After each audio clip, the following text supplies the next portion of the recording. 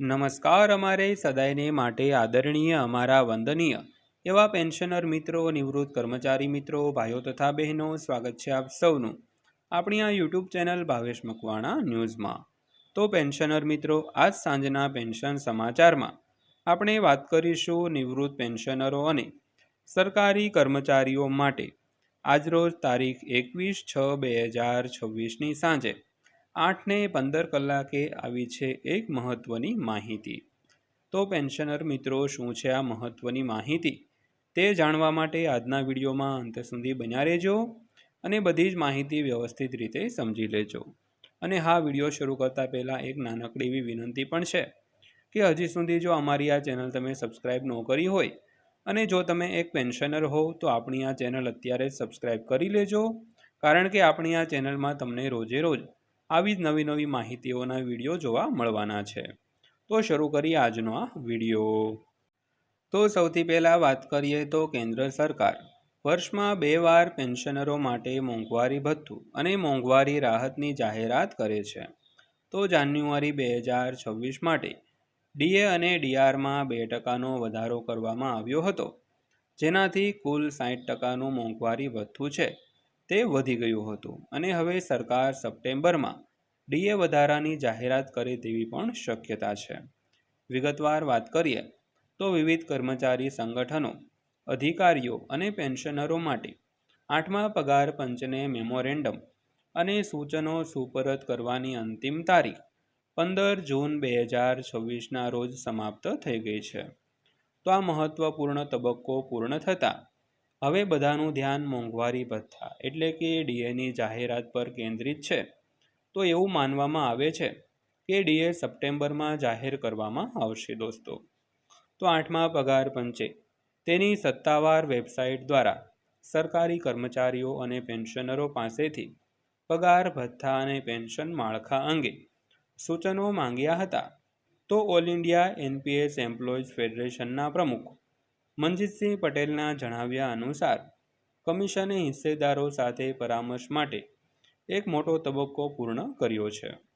તો હવે કર્મચારીઓ, ન્યાયિક અધિકારીઓ અને પેન્શનરો તરફથી મળેલી રજૂઆતોને સંપૂર્ણ સમીક્ષા કરાશે અને પછી તેનો નિર્ણય લેવામાં આવશે. તો ત્યારબાદ વાત કરીએ તો ડીએ કેવી રીતે નક્કી કરવામાં આવે છે. તો વાત કરીએ તો ડીએ કેવી રીતે નક્કી કરવામાં આવે છે. તો કેન્દ્રીય કર્મચારીઓ માટે મોંઘવારી ભથ્થાની ગણતરી એઆઈસીપીઆઈના આધારે કરવામાં આવે છે. તો એપ્રિલ 2026માં આ સૂચકાંક 0.8 પોઈન્ટ વધીને 149.9 થયો હતો. તો ડીએ નક્કી કરવા માટે સરકારને ઓછામાં ઓછા 2 મહિનાના ડેટાની જરૂર પડે છે.